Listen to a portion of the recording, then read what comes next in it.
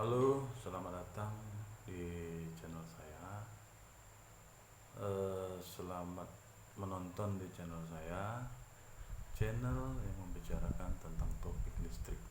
Ya, mungkin ya agak-agak gimana gitu ya, tapi ya seadanya saja saya jelaskan. Nah, di sini kita akan mencoba menjelaskan kepada rekan-rekan sekalian, kepada Bapak Ibu sekalian ya, yang mungkin pingin membeli rumah bekas ya, pingin membeli rumah bekas, dan supaya tidak terjadi sesuatu. Contohnya kalau kita membeli rumah bekas itu kan kita tidak tahu ya KWH meternya itu bermasalah apa tidak. Nah, pada umumnya kalau kita ya ingin membeli suatu rumah bekas, pasti yang pertama kita cek itu ialah pembayaran bulanannya gitu ya. Apakah lancar apa tidak gitu ya. Itu yang pertama ya. Jadi banyak kasus yang saya lihat ya, yang di konsumen PLN itu yang datang ke kantor PLN itu karena meteran rumahnya dicabut ya, istilah kena P2TL ya, penertiban listrik ya. Jadi kebanyakan rata-rata yang saya lihat di situ, mereka tidak tahu sama sekali kalau meterannya itu bermasalah di pencurian arus atau di hal-hal lainnya ya, Bapak Ibu sekalian. Jadi rekan-rekan sekalian, dia akhirnya harus membayar denda yang telah ditetapkan oleh PLN karena KWH-nya itu bermasalah ya, melanggar penertiban, melanggar aturan ya. Jadi Bapak Ibu sekalian, rekan-rekan sekalian yang saya hormati, di sini saya coba akan memberikan tips dan cara kalau kita ingin membeli rumah itu yang perlu kita perhatikan di KWH meter itu adalah beberapa hal ya. Namun sebelum saya melanjutkan video ini, jangan lupa like, komen, dan subscribe video saya agar mendapatkan notifikasi dari saya tentang hal topik listrik lainnya. Jadi Bapak Ibu sekalian, kita yang awam ini perlu ya sekali-sekali mengenal listrik ya. Jangan kita ya, kebanyakan ya rata-rata takut yang namanya listrik. Sebenarnya listrik itu tidak perlu ditakuti, tapi diwaspadai ya. Kalau listrik ditakuti, tidak perlu diwaspadai, asalkan kita tahu caranya. Oke, kita lanjut. Nah, Bapak Ibu rekan-rekan sekalian, jadi yang perlu diperhatikan di sini adalah kita cek dulu fisik dari ini, cek fisik dulu Bapak Ibu sekalian ya. Tapi kalau kita ingin lebih jelasnya gitu ya, di sini kita hanya kasih tips dan supaya kita pun tahu ya, supaya kita itu tidak tokoh-tokohi gitu ya. Jadi yang pertama kita perhatikan dulu fisik dari segel KWH meter tersebut ya. Apakah KWH meter tersebut segelnya masih lengkap atau tidak, atau ada tapi putus ya. Nah, kebanyakan ya di KWH meter itu biasa segel yang putus itu ya, seperti saya contohkan ini ya. Di sini ada ya. Nah, Bapak Ibu lihat sekalian, ini namanya segel kuping ya. Ini segel kuping, dan kemudian di sini ada segel terminal ya. Ini nama segel terminal di KWH. Kemudian biasa di MCB sini ada segel ya. Kebetulan ini segelnya memang sudah tidak ada, ini contoh. Dan ini kebetulan ada segelnya ya Bapak Ibu. Segel seperti ini, segel di terminal dan segel kuping yang di sini ya. Nah, kalau segel itu sudah tidak ada atau putus ya, contohnya dari segel di kupingnya ya, segel yang satu dan kupingnya itu yang di atas total Kalau putus ataupun tidak ada, Bapak Ibu wajib datang ke kantor PLN terdekat sekitar rumah yang mau kita beli, dan untuk diperiksa apakah meteran ini bermasalah atau tidak, ya. Jadi mungkin itu ada beberapa faktor ya. Biasa kalau faktor, mungkin faktor umur KWH yang sudah lama ya, sudah tua ya, bisa jadi dia akan putus. Tapi ada baiknya agar kita itu terhindar dari hal-hal yang tidak kita inginkan, kita ke kantor PLN untuk segera diperiksa KWH kita. Jadi kita hanya perlu tahu ya. Nah, yang perlu untuk pendamping kita itu adalah teknisi dari PLN. Bapak Ibu kakak sekalian boleh datang ke kantor PLN untuk menjumpai salah satu teknisi untuk mendampingi kita memeriksa KWH meter rumah yang akan kita beli, ya. Jadi ini pun supaya kita tahu ya. Jadi walaupun kita punya pendamping dari pihak PLN, jadi kita di sini harus tahu juga apa-apa saja gitu ya. Oke. Nah, yang pertama tadi segel kuping ya. Yang kedua, Bapak Ibu rekan-rekan sekalian, coba periksa di terminal, segel di terminal ya. Segel terminal tadi yang seperti saya contohkan tadi, yang di tengah ya. Yang di tengah ini ya, nama segel terminal ya. Apakah segel itu masih ada atau tidak ya? Nah, kalau masih ada, kemungkinan aman, tidak ada masalah apa-apa. Kalau sudah tidak ada, minta tolong ke Bapak teknisinya untuk membukakan kotak di terminal KWH dan periksa apakah ada kawat kecil yang menjamper antara terminal incoming dari kabel pihak PLN ke outgoing ke instalasi rumah kita. Nah, contohnya seperti ini ya, Bapak Ibu ya. Nah, ini ya, perlu jelas di sini ada kabel nomor 3 ya, nomor kuning nomor 3 ini. Di sini ada kabel hitam milik PLN incoming dan merah ini ke MCB. Nah, di yang kecil ini ada satu kabel yang menjamper. Nah, ini kita lihat ya. Dari terminal 1 ke terminal 2 ada kawat merah ya. Kawat merah ini ya. Bisa kelihatan ya. Nah, kalau sudah terjadi hal seperti itu, segera lakukan pencabutan kabel penjamperan tadi dan ditutup, dipasang kembali, dan minta tolong disegel kembali kepada pihak PLN. Nah, oke Bapak Ibu yang saya hormati, selanjutnya kita perhatikan di segel MCB ya. Nah, kalau di segel MCB itu apakah masih ada atau tidak ya? Kalau yang saya lihatkan tadi memang sudah tidak ada ya, sudah tidak ada segelnya, sudah dicopot. Nah, kalau dia tidak ada segelnya, kemungkinan MCB yang dipakai di rumah itu sudah dimodifikasi, atau bahasa tes ini itu dicun ya, dicun agar lebih tahan. Artinya apa?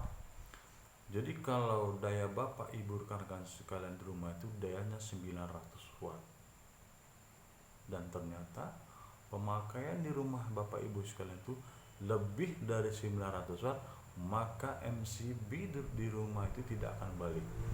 Itu namanya ya, kalau sudah dimodifikasi MCB-nya ya, yang dalamnya itu sudah ditambah lilitan gitu ya, sudah dimodifikasi. Saya pun tidak paham itu ada oknum tertentu yang mungkin yang memodifikasinya ya. Jadi kalau bagaimana cara mengetahuinya? Kalau memang MCB itu dicun, nah biasanya Bapak Ibu sekalian, pihak teknisi PLN mereka ada namanya alat ukur ya. Alat ukur itu adalah tang ampere. Alat ukur ini mengukur arus tegangan keluar dari KWH meter ke pemakaian instalasi rumah Bapak Ibu sekalian ya. Jadi kalau seandainya setelah diukur oleh tang ampere tersebut dalam posisi semua pemakaian di rumah hidup ya, hidup. Kalau dia dayanya melebihi dari 4 ampere, ada 900, maka bisa jadi kemungkinan MCB di rumah itu sudah dimodifikasi. Maaf ya, itu ya. Jadi yang kalau sudah dimodifikasi itu tidak dibenarkan Bapak Ibu ya. Itu dampak nanti di pembayaran bulanan. Pembayaran bulan Bapak Ibu sekalian akan membengkak gitu ya.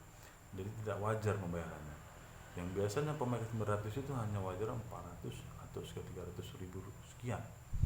Nah, setelah dimodifikasi ternyata pemakainya itu lebih dari daya yang ditetapkan dan pembayaran itu mau sampai 700, 600, bahkan 800 ribu ya, karena dia tidak balik.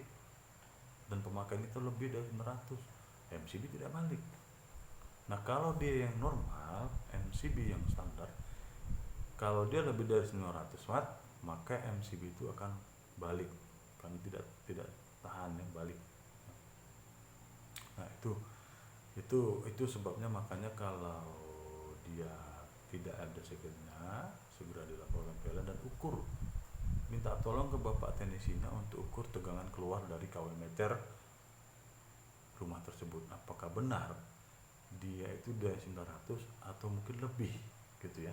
Nah, itu ada alat ukurnya oleh pihak PLN, nanti ada ya. Jadi tips selanjutnya yaitu Bapak Ibu perhatikan dan rekan-rekan sekalian perhatian, itu di kabel yang dari tiang listrik menuju KWH meter ya, dari tiang listrik menuju KW meter, itu namanya kabel tik ya, kabel tik berwarna hitam. Adakah sebelum kabel itu menuju KWH, ada tidak kabel yang menjamper atau menyambung dari kabel hitam itu masuk ke instalasi rumah? Biasanya itu melalui asbes ya, ataupun biasa kabel tik itu menempel di resplang rumah kita itu. Jadi dari situ mungkin diambil arus ke dalam. Itu perlu Bapak Ibu periksa atau teknisi sekalian periksa, kita lihat juga ya, ada tidak kabel yang menjamper ke dalam. Bisa jadi itu ke instalasi dapur atau ke instalasi AC atau sebagainya, dan itu tidak dibenarkan ya. Itu namanya pencurian dan dendanya besar Bapak Ibu sekalian. Dan meteran Bapak dicabut, Bapak Ibu meteran di rumah Bapak Ibu sekalian dicabut, dan Bapak harus membayar denda karena telah melanggar aturan PLN ya. Karena itu ada kasus pencurian ya, pencurian arus namanya ya. Oke, yang selanjutnya, tips selanjutnya, perhatikan MCB yang tadi, apakah dia MCB itu milik PLN atau bukan. Nah, jadi bagaimana cara mengetahuinya? Kalau MCB milik PLN itu biasa mempunyai kode ya. Kodenya itu CL ya. Di video sebelumnya saya sudah jelaskan perbedaan antara MCB PLN dengan MCB toko ya. Bapak Ibu sekalian boleh cek di video saya. Jadi kalau dia milik PLN, oke lah saya ulang ya, milik PLN itu biasa berkodekan CL. Contohnya dia 4 ampere, berarti CL 4 ya, itu dayanya 900 watt. Kalau CL 6 dia itu 6 ampere, berarti dayanya 1300 watt ya. Kalau dia 10 ampere itu dayanya 2200 watt. Nah, biasa kalau pemakaian rumah tangga dia hanya memakai ada beberapa ampere aja ya. Kalau yang dulu itu 2 ampere itu dayanya 4,5 ya, 450 watt. Nah, kalau sekarang itu biasanya dia kalau rumah tangga itu 4 ya, dan 6 ataupun 10 kalau memang di rumah besar dan mempunyai usaha. Tapi kalau yang untuk yang biasanya gitu ya, yang biasanya itu 4 dan 6 gitu ya. 4 ampere itu dari 900, 6 ampere dari 1300 watt.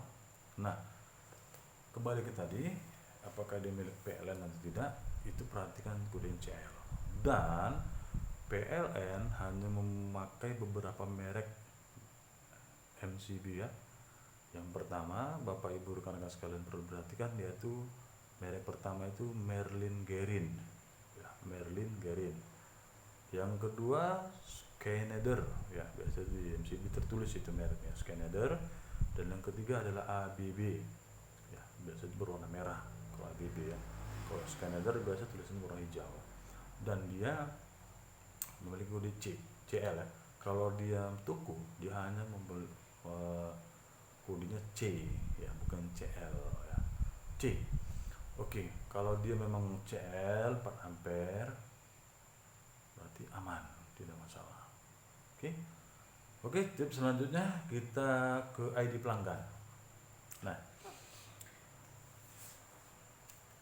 Bapak Ibu sekalian cek ID pelanggan pemilik rumahnya. Apakah benar ID pelanggan itu atas nama pemilik rumah dan alamatnya berdomisili di tempat tersebut ya. Contoh, bagaimana Pak? Sebagaimana cara kita memeriksanya?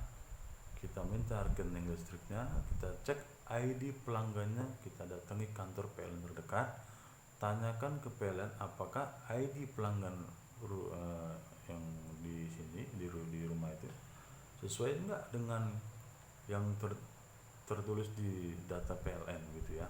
Contoh, Bapak Ibu rekan-rekan sekalian pengen membeli rumah di daerah A gitu ya. Nah, kemudian pemilik rumahnya bernama contohnya Budi ya. Oke. Kemudian setelah dicek ID pelanggannya di kantor PLN, kita cek ke kantor PLN. Nah, ternyata ID pelanggan dan alamat itu tidak sesuai dengan pemilik rumah yang mau kita beli. Contohnya tadi kan di alamat di A gitu kan, nama pemiliknya Budi, dan ternyata dicek di pelanggannya di PLN tidak sesuai gitu. Dia namanya Anto contohnya kan, alamatnya di B. Nah, berarti KWH meter itu bukan pemilik rumah yang di A tadi, Budi tadi ya. Itu namanya KWH tempel, dan itu juga bisa dampak kita kena denda. Dendanya lumayan besar Bapak Ibu sekalian dan rekan sekalian ya. Jadi itu yang perlu kita perhatikan. Jadi mungkin itu saja tips dari saya ya, mudah-mudahan bermanfaat. Jangan lupa Bapak Ibu sekalian, kalau ada masalah apa-apa jangan langsung panggil tukang listrik, istilahnya kalau ada masalah di KWH meter ya jangan coba-coba panggil tukang listrik. Yang boleh memegang KWH meter tersebut hanyalah pihak PLN. Karena apa? Karena KWH meter tersebut adalah milik PLN. Jadi kita konsumen hanya sebagai hak guna pakai, bukan hak milik ya. Sekali lagi, kita konsumen ini bukan hak milik meter tersebut, tapi hak guna pakai. Kita hanya mempunyai hak untuk pemakai saja. Itu adalah alat ukur milik PLN dan tidak boleh dikotak-katik ya. Jadi kalau ada permasalahan di KWH meter, segera laporkan ke pihak PLN terdekat, atau Bapak Ibu sekalian boleh telepon ke call center 123, pasti akan dilayani. Oke. Nah, mungkin itu saja. Kalau ada pertanyaan atau apa, Bapak Ibu sekalian silakan isi di kolom komentar. Nanti saya akan coba jawab dan saya akan coba terangkan ke Bapak Ibu sekalian atau rekan sekalian ya, tentang topik listrik. Jadi mudah-mudahan video saya ini bermanfaat dan bisa membagi kepada Bapak Ibu sekalian. Bagi yang ingin membeli rumah bekas, tolong perhatikan, jangan sampai kita kena denda gara-gara kita tidak tahu bahwa meteran itu bermasalah ya. Jadi itu tips dari saya, mudah-mudahan bermanfaat. Jangan lupa like, comment, dan subscribe, jadi biar dapat video notifikasi dari saya selanjutnya. Terima kasih telah menonton dan sampai jumpa.